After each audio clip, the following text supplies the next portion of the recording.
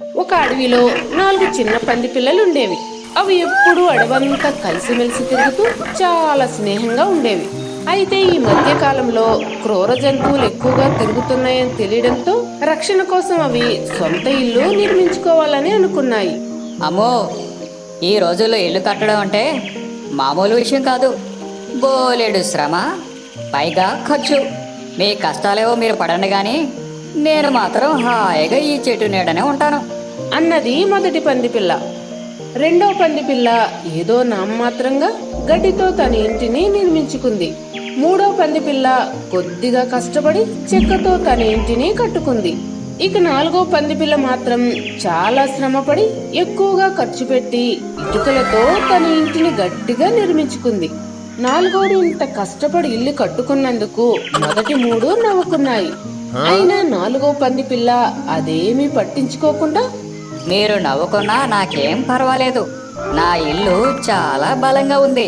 నాకు ఏ కష్టమూ రాకుండా చాలా సేఫ్టీ కూడా ఇస్తుంది అనుకుందది. ఒకరోజు జిత్తులు మారి తోడేలు ఒకటి ఆ ప్రాంతానికి వచ్చింది.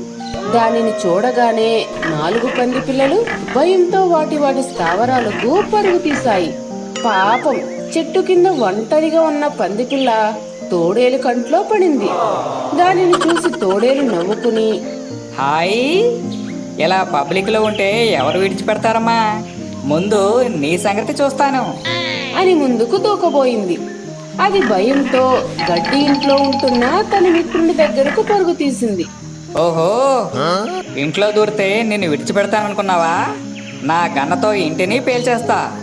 నిన్ను, ఆ లోపల ఉన్న దాని సంగతి కూడా చూస్తా అని గన్తో ఇంటిని పేల్చేసింది. వెంటనే ఆ 2 పంది పిల్లలు చెట్ట ఇంట్లో ఉంటున్న మరో మిత్రుని దగ్గరకు పరుగు తీశాయి. అరే, కాన్తోనే గేమ్సా? ఈ ఇంటిని కూడా నా గన్తో పేల్చేస్తున్నాను, చూసుకోండి అని ఆ తోడేలు చెక్క ఇంటిని పేల్చేసింది. దాంతో ఆ 3 పంది పిల్లలు వేగంగా ఇటుకల ఇంట్లో ఉంటున్న 4వ మిత్రుని దగ్గరకు పరిగెత్తాయి.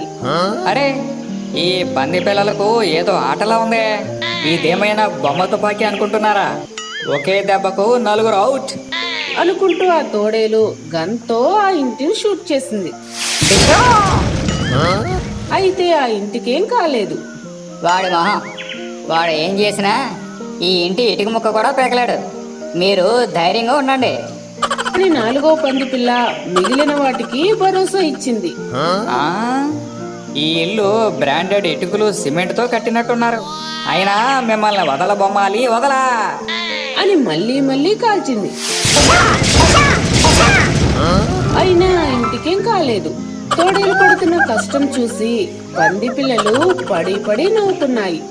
ఓరి నాయనోయ్, ఎంతకు ఇల్లు అయితే చెక్కు చెదరలేదు గాని గన్లో ఉన్న బుల్లెట్లన్నీ మాత్రం అయిపోయాయి. ఓయ్ పిల్లలు, మీ అదృష్టం బాగుంది, పోండి. అలాగే నా దురదృష్టం కూడా ఇంకా బాగుంది, నేను పోతా అనుకుని బాధగా వెనుదిరిగింది. తోడేలు అక్కడి నుండి వెళ్లిపోవడంతో 4 పంది పిల్లలు ఆనందంతో ఎగిరి గంతేశాయి. ఆ తరువాత ఆ 3 పంది పిల్లలు తమ తప్పును గ్రహించాయి. ఇంతకు ముందు తమ మిత్రుడు కష్టపడి ఇటుకలతో ఇల్లు కట్టుకుంటుంటే చూసి నవ్వినందుకు క్షమాపణ కోరాయి. దాందే ఉంది, స్నేహితులన్నాక ఒకరికొకరు సాయం చేసుకోకపోతే ఎలా? ఇకపై అందరం ఆనందంగా ఇదే ఇంట్లో ఉందాం అన్నది 4వ పంది పిల్ల. ఈ కథలో నీతేమిటంటే, కష్టపడి పని చేయడం వల్ల ఫలితం ఉంటుంది. అలాగే నిజమైన స్నేహితులు అవసరమైన సమయంలో ఒకరికొకరు సహాయం చేసుకుంటారు. ఫ్రెండ్స్, ఈ వీడియో నచ్చినట్లయితే లైక్ చేయండి, షేర్ చేయండి. అలాగే మా ఛానల్ సబ్స్క్రైబ్ చేసుకుని మాకు సపోర్ట్ చేయండి.